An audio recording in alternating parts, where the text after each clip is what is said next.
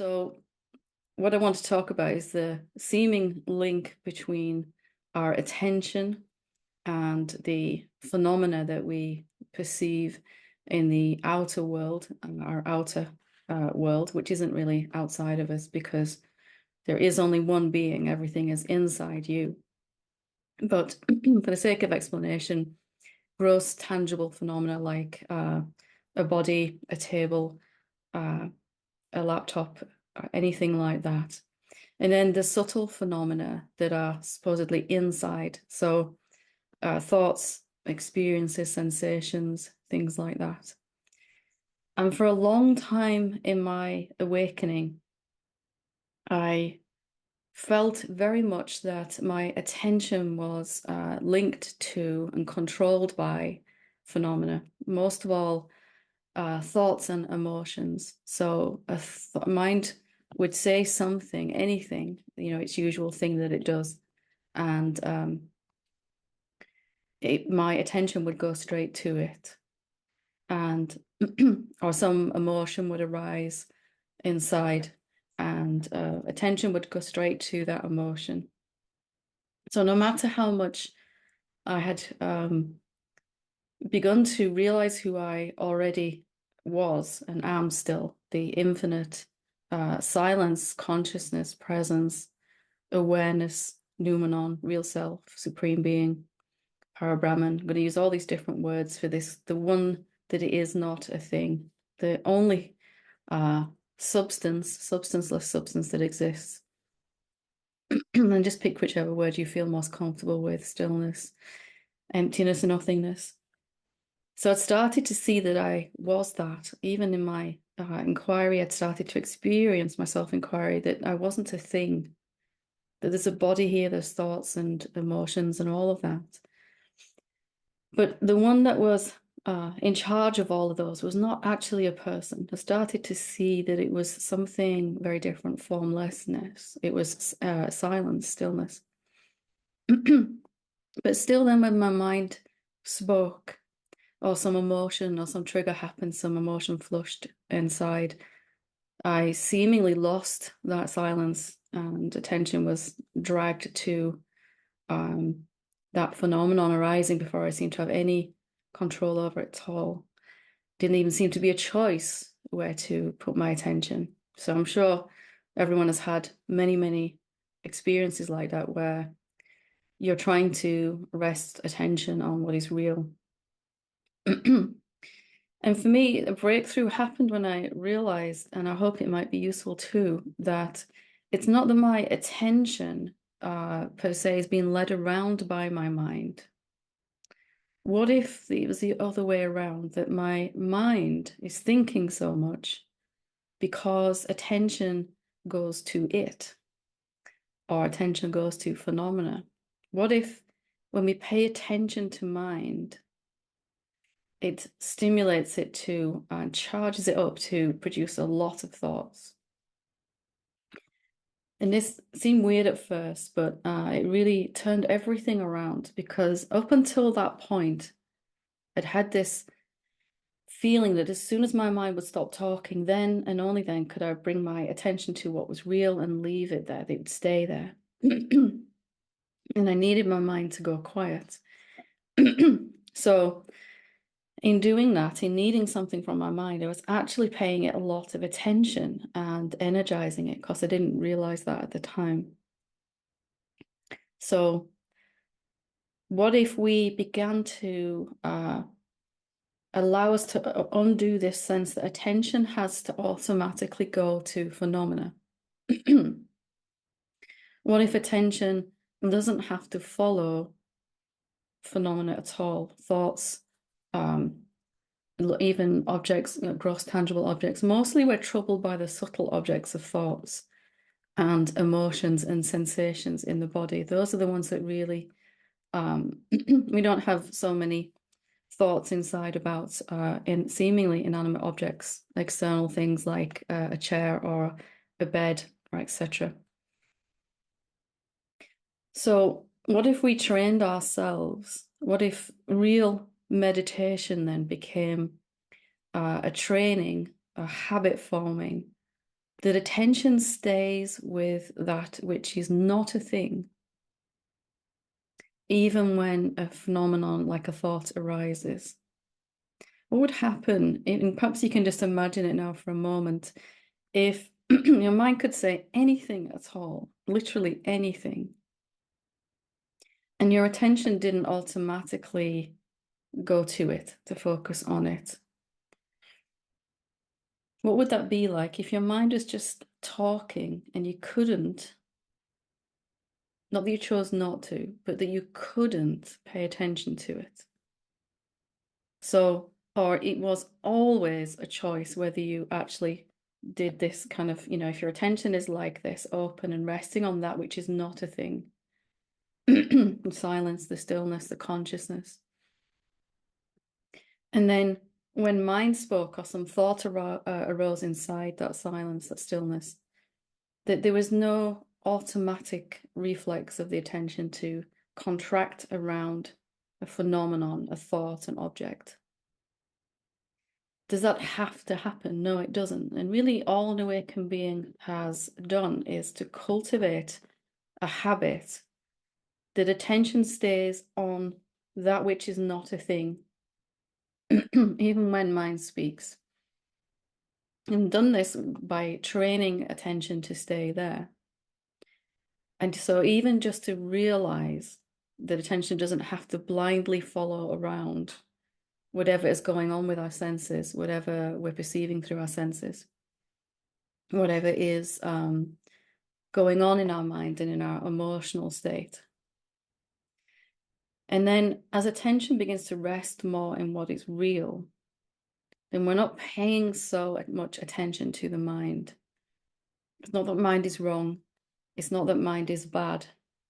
It just doesn't have much useful stuff to say about who you really are. Vast and infinite and formless and eternal and everywhere all at once. The source of everything seemingly arising out of you. The universe itself is your creation.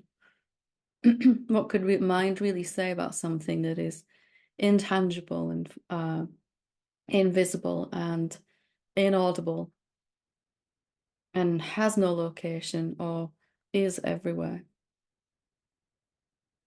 So we'll practice this with what's happening with our senses, and then we can move it inward to when watching the space in which the thoughts are appearing inside.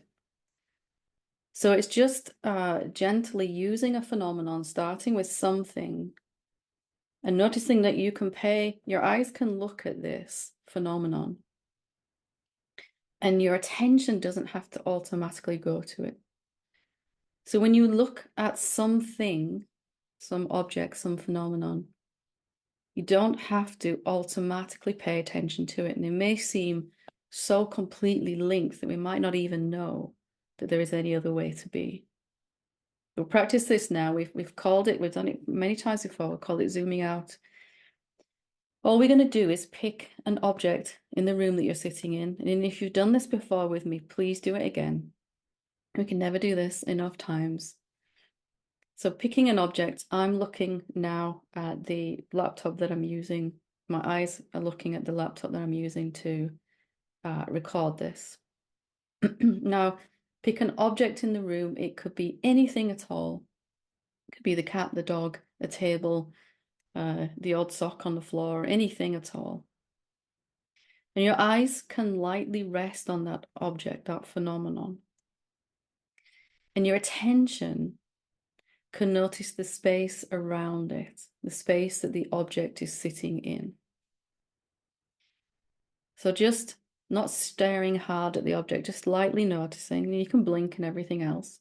Try not to close your eyes at this point, because mind will be looking to avoid seeing what you're about to see, having the understanding. So if you let your eyes rest gently on whatever it is that you're looking at, notice that your attention doesn't have to automatically go with it. You can allow your attention to notice the empty spaciousness around the object. I can do it with my hand, your hand. My eyes are looking at it, but my attention is noticing what's going on around. It's noticing the formlessness around the object. And you can practice it just noticing that your attention is doing something different than your senses are, that they don't have to automatically go together. Normally, what human beings do, just for comparison, is my eyes look at my hand and my attention goes right to my hand, and then thoughts start about that object. The moment attention narrows down to look at an object, it stimulates the mind to think. So there's more lines on my hand than there was, and I'm getting older, and wow, I need to moisturize or whatever. And of course, it's just the hand, it's not so much of an issue. But if we're looking at a subtle object like an emotion, if we let the attention contract around the emotion, first of all, we won't be able to feel it properly because we're kind of holding it. It won't be able to move. It's emotion, it's energy in motion. It's supposed to move and dissipate and enlighten itself, its frequency, come back to peace. So if we're looking at a particular subtle object like a thought or an emotion, we're kind of holding it in place with our attention and it can't move. So we'll start to feel bad because we're having to exert effort to keep this thing in place. And perhaps most importantly, our mind is going to begin to think about that thing. So it's going to start to name it and label it and describe it and remember all the times it's experienced that phenomenon before. So if we're looking at shame, it's going to be trying to explain why there's some shame there, how to get rid of it, or talking about how it will never get rid of it, or whatever mind does, on and on. What if mind is just innocently following attention? So let's practice this again. Let's keep our eyes lightly resting on an object. Maybe pick a different object than you just did. Let's put this into practice right now. Bringing your attention to the space around the object. So right now, my eyes are looking at an object, but my attention is on the formlessness that is all around the object and pervading the object. My attention is in an open way. It's not focused on a thing. It's non-focused or attentionless or whatever you want to call that, zoomed out. You'll notice that when attention is in this open, zoomed out way, the mind finds it harder and harder to think. Eventually, it will just go quiet. And if you find that you're thinking about that thing, just checking your attention, is it focused on the space, bringing it back to the empty space. As dull and boring as empty space may seem, it is the one place that we cannot suffer. And we also cannot be in resistance to any of the objects at the same time. They're just happening inside the spaciousness. So eyes open. Let's not drift off just yet. We'll do this for a little while longer, and then we'll close our eyes and do it with our thoughts when they pop up. So maybe gently letting your eyes move around the room, looking at different objects, and just resetting your attention to focus on the space around it. Out of habit, attention will go to the object first of all. It always does. We're just building a new habit to let the attention be in this open way. Costs us no energy at all to have attention resting in this open spaciousness, on this open spaciousness. And we're not ignoring the objects, they're still there. We're not denying them either, the phenomena. We're just noticing that everything can kind of work on its own. We don't have to micromanage and think about the phenomena. My body's talking, using these words. It's just doing it by itself when my attention is resting on that which is not a thing.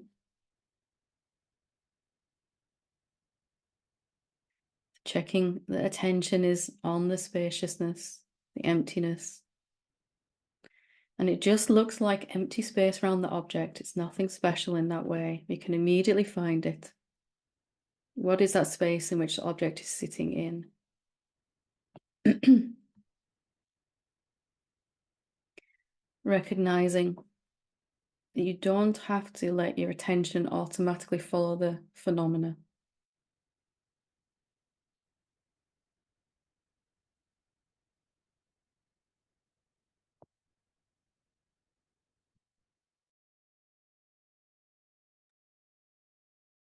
So just for a few moments and minutes, let's sit like this. And just bringing attention back to the spaciousness every time you find that it's wandered, because it will.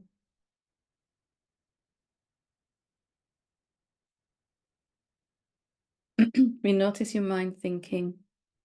It's just a little cue to say that attention has shifted back. It's contracted around an object again.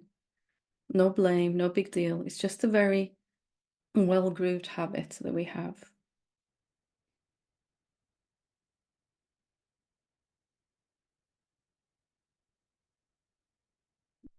After practicing this, it just becomes easier and easier. That no matter what the body's doing, the mind's doing, attention just comes to rest in this open way.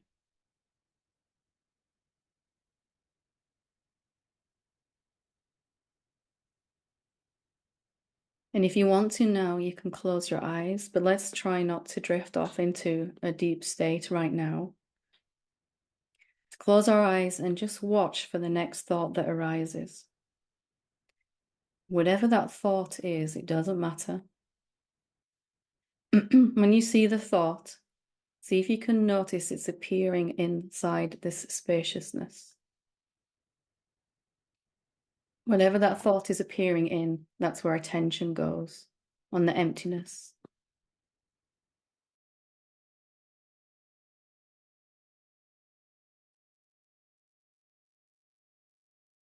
Just watching for the next thought.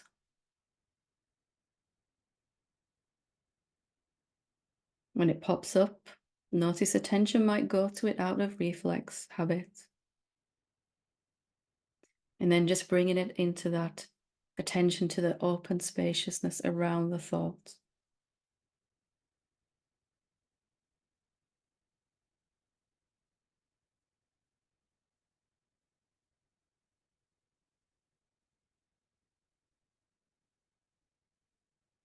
Just unhooking, uncoupling the attention from the objects.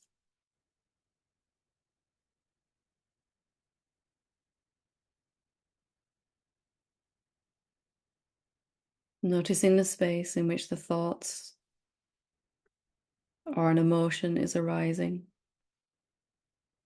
or if there is some tension or pain in the body, you can notice that, and then notice the space in which the body is appearing, in which the sensation is appearing.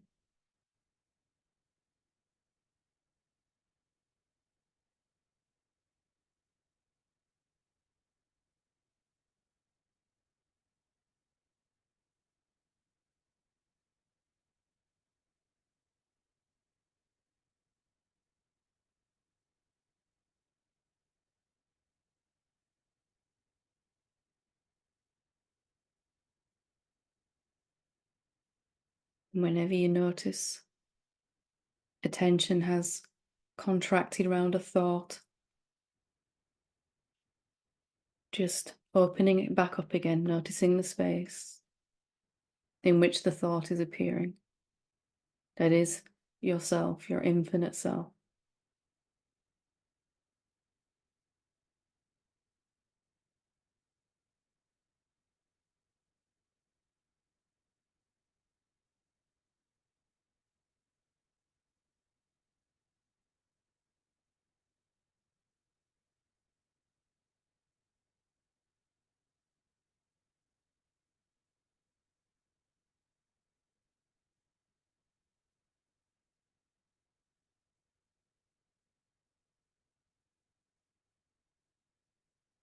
Just checking where attention is. Is it zoomed in and contracted, or zoomed out and open? Paying attention to nothing in particular, resting as the openness.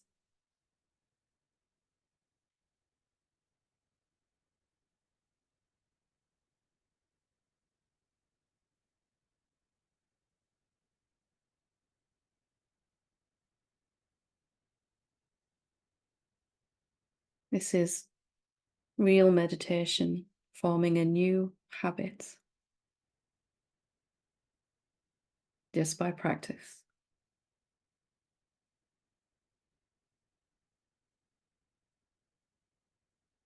Little by little, attention will come to prefer being in this open stance where mind can rest and the body relaxes. Our body begins to relax.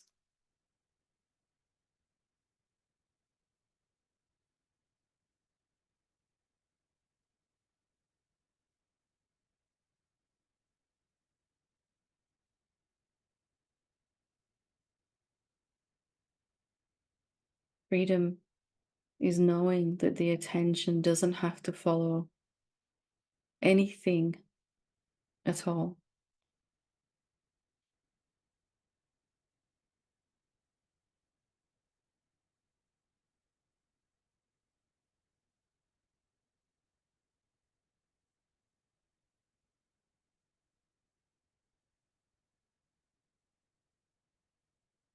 The world of forms, phenomena,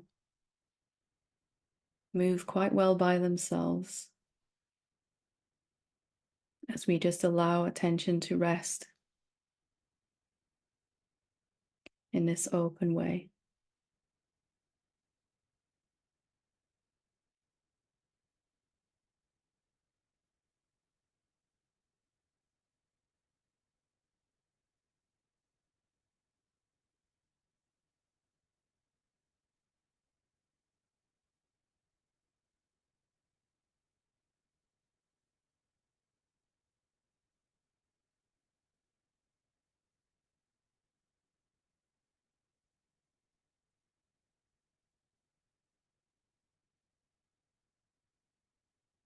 Just checking gently where attention is. Is it looking at a thing, or is it resting on the nothingness?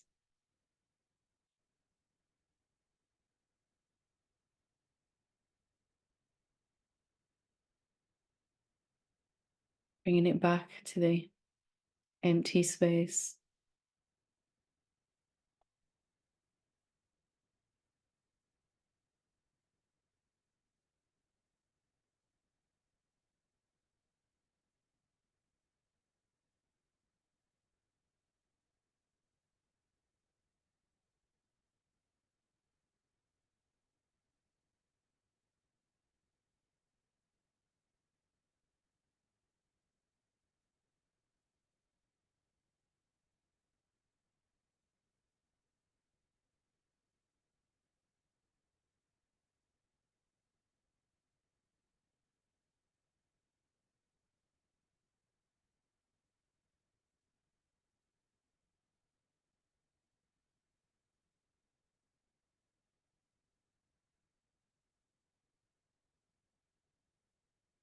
In this way, even when we're not sitting in meditation, when our body is busy, even when our mind is busy, attention is able to still rest. We're not paying attention.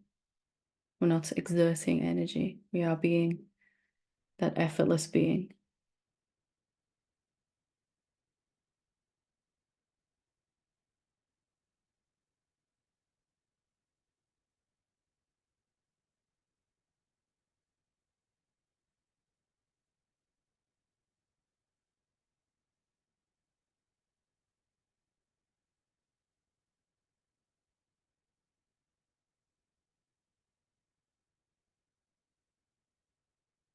After a while, A new habit forms automatically, and attention forgets how to contract around anything.